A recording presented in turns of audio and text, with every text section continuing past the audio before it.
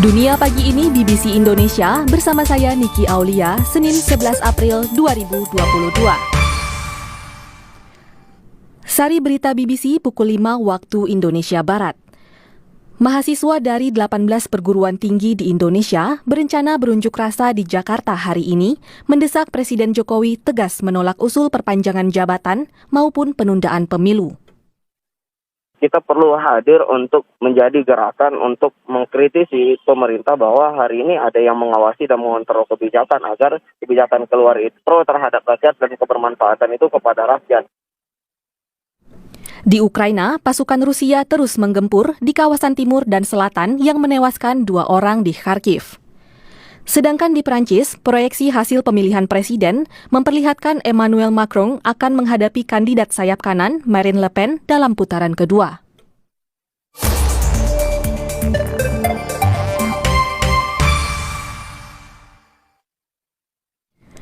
Mahasiswa dari 18 universitas di Indonesia berencana berunjuk rasa di Jakarta hari ini mendesak Presiden Jokowi tegas menolak usul perpanjangan jabatan maupun penundaan pemilu.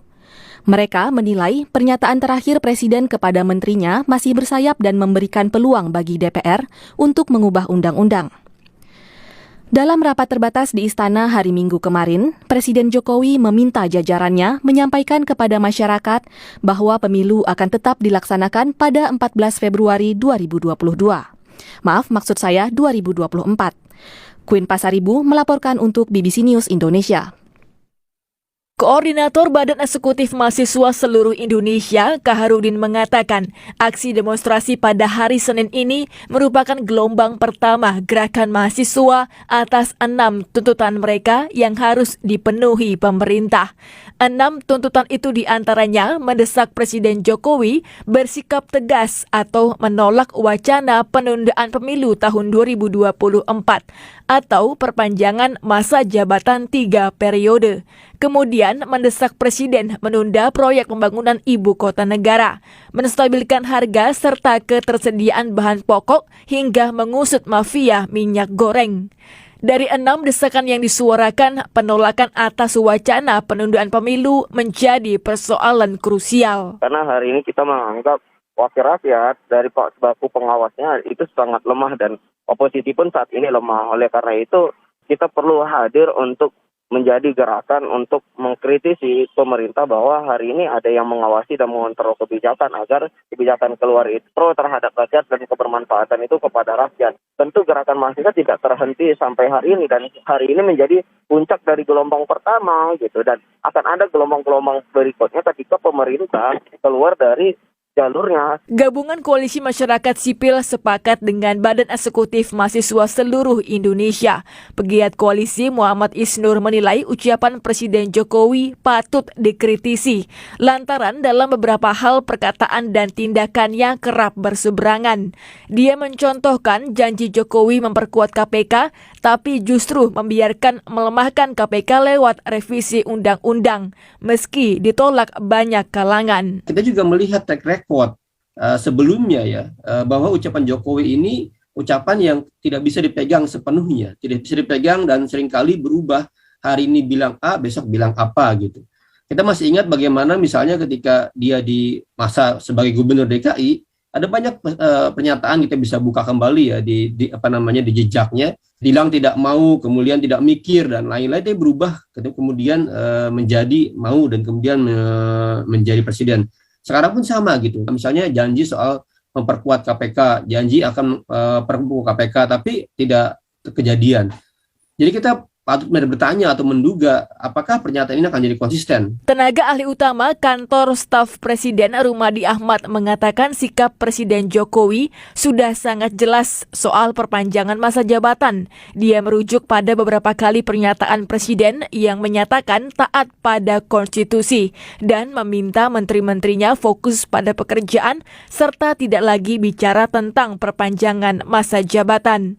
Dalam rapat kabinet terbatas pada Minggu kemarin, Presiden Jokowi meminta jajarannya agar menyampaikan kepada masyarakat bahwa pelaksanaan pemilu digelar pada 14 Februari 2024 dan pemilu serentak dilaksanakan pada 27 November tahun 2024. Perlu jelaskan, jangan sampai nanti muncul spekulasi-spekulasi yang isunya beredar di masyarakat bahwa pemerintah tengah berupaya untuk melakukan penundaan pemilu atau spekulasi mengenai perpanjangan jabatan presiden dan juga yang berkaitan dengan soal 3 periode. Karena jelas bahwa kita telah sepakat pemilu dilaksanakan tanggal 14 Februari dan pilkada dilaksanakan nanti di November 2024. Di sisi lain, Menteri Koordinator Politik Hukum dan Keamanan Mahfud MD mengatakan tidak ada larangan bagi masyarakat menyampaikan aspirasi.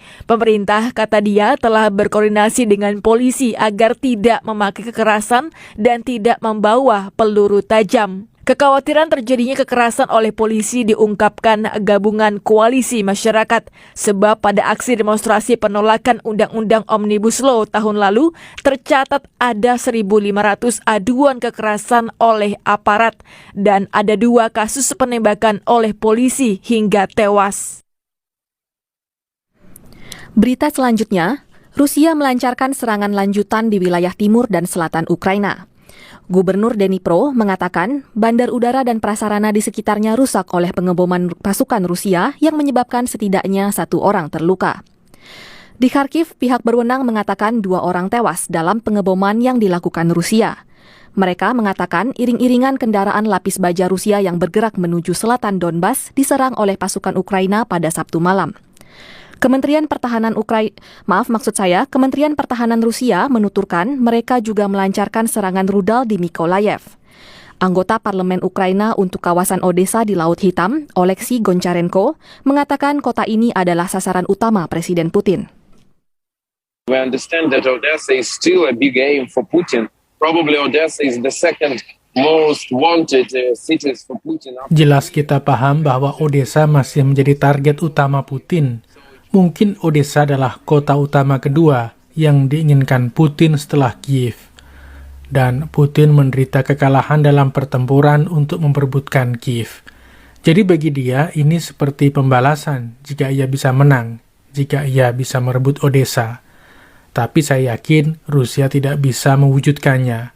Kami akan melawan, kami akan bertempur, dan tentu saja akan ada bahaya yang sangat besar. Pendengar, kita beralih ke Prancis. Proyeksi hasil pemilihan Presiden Prancis memperlihatkan Emmanuel Macron akan menghadapi kandidat sayap kanan Marine Le Pen dalam putaran kedua yang akan digelar 2 pekan mendatang. Menurut proyeksi yang diumumkan setelah pemungutan suara berakhir, Macron mendapatkan sekitar 28% suara, sedangkan Le Pen meraih sekitar 24% suara. Selisih suara di antara 2 kandidat ini lebih besar dari perkiraan awal.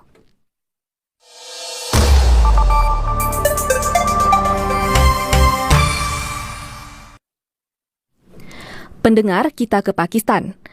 Alat musik tradisional yang populer lebih dari 400 tahun yang lalu, sarangi, kini terancam punah. Sarangi sangat sulit dipelajari. Bahan-bahannya juga sulit didapatkan di Pakistan, sehingga butuh banyak biaya untuk memperbaiki sarangi yang rusak. Belum lagi, apresiasi finansial untuk para pemain sarangi tak sebesar pemain alat musik kontemporer lain. Kini hanya ada segelintir orang yang masih memainkan sarangi secara profesional. Kisahnya akan dibawakan oleh Astu Destra Ajeng Rastri dalam majalah udara BBC News Indonesia pagi ini.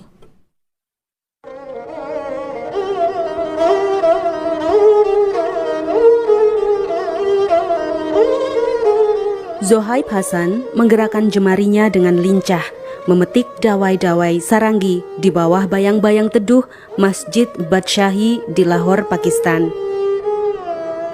Melodi yang mengalun dari instrumen yang populer pada abad ke-17 di era Kesultanan Mughal ini lirih menyayat hati. Zohaib adalah satu dari sedikit musisi di Pakistan yang masih memainkan sarangi. Teknik standar di seluruh dunia untuk memainkan sarangi adalah dengan 3 jari, telunjuk, jari tengah, dan kelingking. Tapi, sebagai bagian dari keluarga pemusik yang berasal dari Amritsar di Punjab, saya memainkan sarangi dengan 4 jari. Dengan cara ini, kami menemukan lebih banyak variasi suara. Selama 7 generasi, keluarga Zohaib telah menjadi musisi sarangi. Zohaib sendiri cukup terkenal dan dihormati di Pakistan karena kemampuannya memainkan instrumen dawai berleher pendek ini. Sarangi dipuja karena kemampuan instrumen ini untuk menirukan fleksibilitas suara manusia. Tapi itu pula yang membuatnya menjadi salah satu alat musik yang paling sulit untuk dipelajari. Namun penghasilan dari sarangi menurut Zohaib sangat kecil. Ini membuat kakeknya sempat menyerah menjadi musisi sarangi. Kakek saya adalah pemain sarangi yang sangat ahli, tapi dia tidak mengajarkan cara memainkan instrumen ini kepada ayah saya, karena dia merasa tidak diapresiasi dengan pantas. Akhirnya, kami melakukan ini untuk mencari uang, sama saja seperti pekerjaan lainnya. Mengapa seseorang harus bersusah payah mempelajari instrumen rumit ini jika uang yang Anda dapatkan sangatlah sedikit? Kepopuleran sarangi mulai redup di tahun 80-an ketika sejumlah master sarangi dan penyanyi klasik Pakistan meninggal dunia. Ustadz Allah Raka, salah satu pemain sarangi paling ternama di Pakistan dan telah membawa alat musik ini naik panggung di berbagai orkestra di seluruh dunia, meninggal dunia pada 2015. Kini hanya tinggal segelintir saja penyanyi klasik di Pakistan. Salah satunya adalah Ustadz Hamid Ali Khan.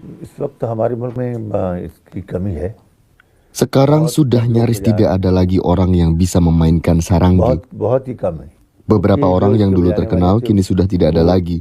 Dan mereka tidak pernah mengajari anak-anak mereka bagaimana memainkannya. Sarangi dibuat dari balok kayu cedar yang pohonnya tumbuh di Pakistan. Dawai-dawai utamanya terbuat dari usus kambing, sementara 17 dawai lainnya terbuat dari baja. Jika membeli baru, sarangi dihargai Rp120.000 atau sekitar 22 juta rupiah. Kebanyakan bahan-bahan ini diimpor dari negara tetangga sekaligus negara yang berseteru dengan Pakistan, India. Keputusan New Delhi pada 2019 untuk mencabut status semi-otonomi wilayah yang diperebutkan Jammu dan Kashmir membuat hubungan kedua negara memburuk dan tidak ada lagi perdagangan antar negara. Muhammad Tahir adalah pemilik satu dari hanya 2 toko perbaikan sarangi yang tersisa di Lahore. Saat ini tidak ada pembuat sarangi maupun pemain sarangi yang tersisa. Butuh waktu untuk membuat alat musik ini, bisa sampai 2 bulan untuk membuat satu. Memperbaiki sarangi juga rumit, biasanya butuh 15-20 hari. Di India, keberadaan sarangi sebagai alat musik tradisional masih banyak ditemukan. Ini jauh berbeda dengan Pakistan. Mencoba mempertahankan tradisi bermain sarangi, Zohaib Hasan kini membuka sekolah musik di Lahore. Mengajari anak-anak muda bermain instrumen ini juga mencoba mengadaptasi sarangi supaya dapat dimainkan bersama instrumen-instrumen lain yang lebih modern. Pendengar, itulah tadi kisah sarangi dari Pakistan. Terima kasih telah bersama saya, Astu Destra Ajeng Rastri, dalam majalah udara BBC News Indonesia. Sampai jumpa.